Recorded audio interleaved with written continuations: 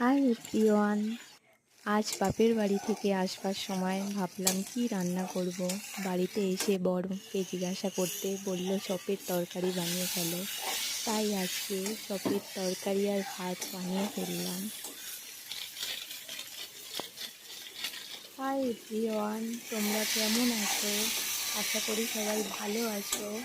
আজ আমি নতুন ব্লগ করছি, জানি না কিভাবে করতে হয়, চেষ্টা করলাম।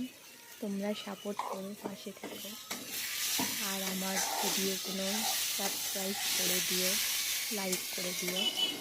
তা বাপের বাড়ি থেকে আসবার সময় ভাবলাম এসে কি রান্না করব আজ।